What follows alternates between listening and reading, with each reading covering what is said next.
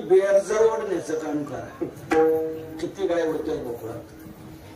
गोकुळात 9 नंद होते, 9 उपनंद होते, 6 वृषभानू होते, 2 वृषभानुवर होते आणि 1 नंदराज होते. हे जे मी नावं घेते ना, त्या काळातल्या पदव्या आहेत. पदव्या कसल्या पदव्या?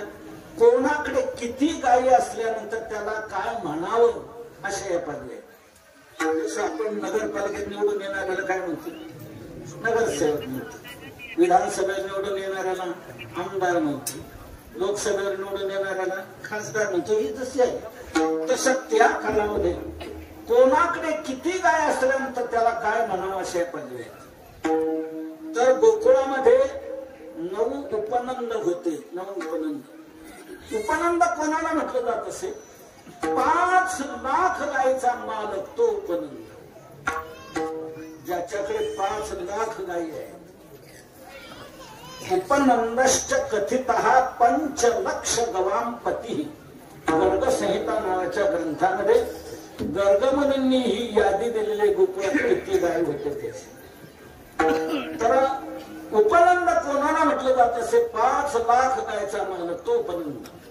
आणि असे 5 लाख गायी असणारे उपनंद तिथे 9 होते. 9 5 45 लाख गायी या उपनंदांच्या झाल्या. 9 नंद होते. नंद कोणाला म्हटलं जात असे? 9 लाख गायीचा मालक तो नंद. नंद प्रोक्त सगोपालय 9 लक्ष गवाम पती. 9 लक्ष गवाम पती नंद हा प्रोक्त. गर्ग संहिता ग्रंथात गर्गमुनी सांगतात 9 लाख गायचा मालक तो नंद. आणि असे 9 लाख गाय असणारे नंदही 9 होते.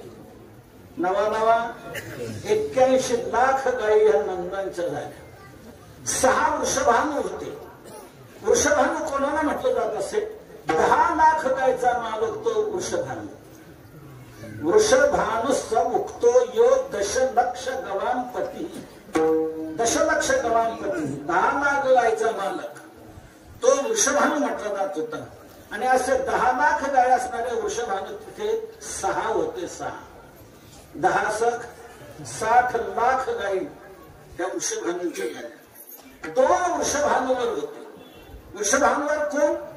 अर्धा कोटी गायी ज्याच्या घरी 50 लाख गायचा जो मालक तो वृषभानूवर म्हटला जात होतो. वृषभा कोट्यर्धंतु गवाम यस्य वृषभानुवरस्तु 6 वृषभानुवरः. तो वृषभानुवर कोण? कोट्यर्धम गवाम यस्य. अर्धा कोटी गायी ज्याच्या तो वृषभानुवर म्हटला जात होता. आणि असे वृषभानुवर तिथे 2 होते. त्यांची नावे सांगितले सुचंद्र आणि द्रोण ही त्यांची नाव आहेत. एतादृशौ व्रजे द्वौतु सुचंद्र द्रोण एवच. त्या दोघांच्या 1 कोटी झाल्या का? आणि 1 नंदराज होते तिथे. नंदराज कोण? 1 कोटी गायचा जो मालक तो नंदराज.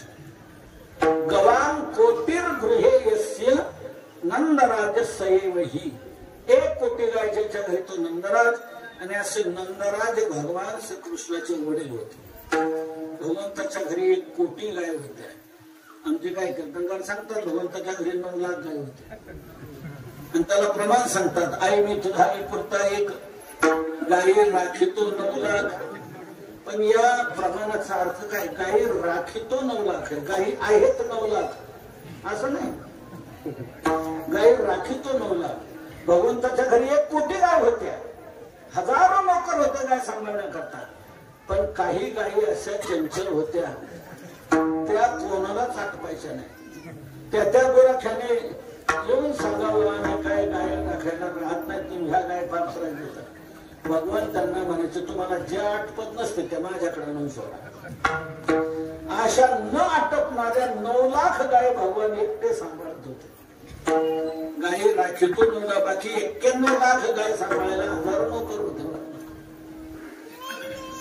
तर इतक्या गायीच गाय तिथे गोकुळात भरपूर होत्या. किती झाल्या? तुम्हाला बिहार जवळ सांगितलं 3 कोटी 86 86,00,000 झाल्या. 3,86,00,000 झाल्या. ह्या कोणाच्या झाल्या? कॅबिनेट दर्जाचे जे त्यांच्या उच्चस्तरीय लोकांच्याच झाल्या.